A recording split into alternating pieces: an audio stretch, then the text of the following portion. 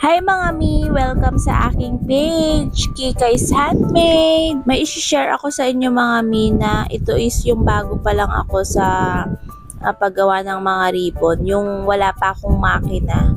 Kaya gagamit tayo dyan ng sinulid at karayom lang. Hindi tayo gagamit ng makina. Tapos kailangan natin dito ng hairnet. Ayan, nabili ko lang din sa Shopee. Tapos itong barret na 10 cm ang size. Start na tayo mga mi, gagamit tayo dito ng satin fabric.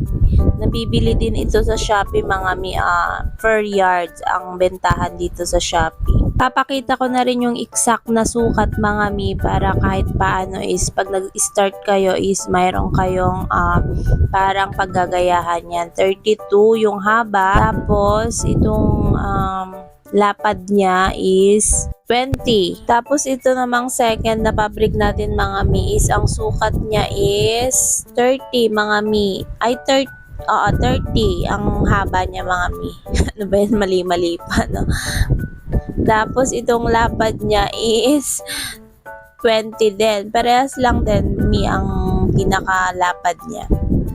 Yan, tapos itiklop lang din natin ng ganyan, tapos mananahi na tayo mga mi. Bali, running stitch lang yan mga mi ang gagawin ko dyan. Parang normal na ano lang.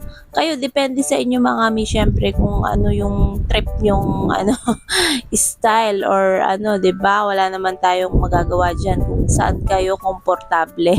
Ito kasing tinuturo ko mga mi is parang ideas lang para magkaroon lang din kayo ng ideas paano tayo magi-start sa ganitong business na hindi na natin kailangan mag-invest muna ng makina. Kasi mga mi talagang nung nag-i-start ako, wala talaga akong makina mga mi. Talagang mano-mano yan. Yan, tinatahi ko talaga siyang mano-mano. Tiyagaan lang, kaysa naman nakatunga nga tayo sa cellphone natin, 'di ba mga mi? O di manahina lang muna tayo habang nanonood tayo ng mga vlogs or YouTube, ganun. Pagkatapos nating matahiyan mga mi, ayan, babaliktarin na natin. Tapos ganyan yung magiging itsura niya pag nakabaliktad na yan. Huwag kayong mag-alala mga mi, hindi yan makikita. Tapos yung next step natin mga mi is planchahin din natin siya para maganda rin yung outcome ng tela. Kayo mga mi, kung magta-try kayo o kayo kung gusto nyo na hindi muna planchahin, pwede naman. Kaya lang ito is para pambenta ko na kasi ito kaya syempre planchahin na natin para maganda na yung kalalabasan. Di ba mi, maganda na rin kahit running stitch lang yung ginawa natin. Nakita nyo ba?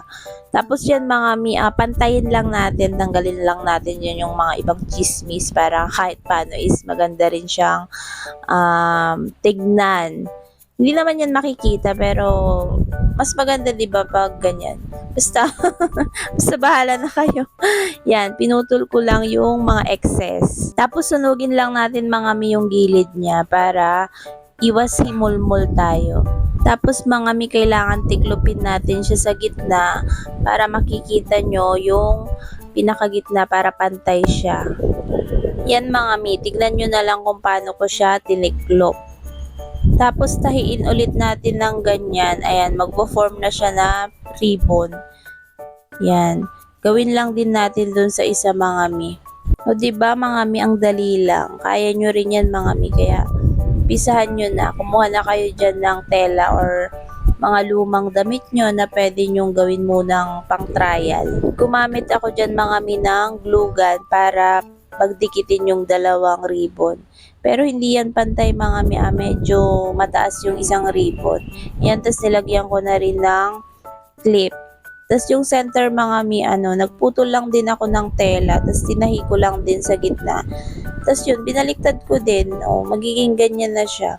Diba, napakasimple lang. Tapos ilagay na rin natin itong net niya dun sa pinaka, ewan ko kung anong tawag dyan, basta ganyan siya.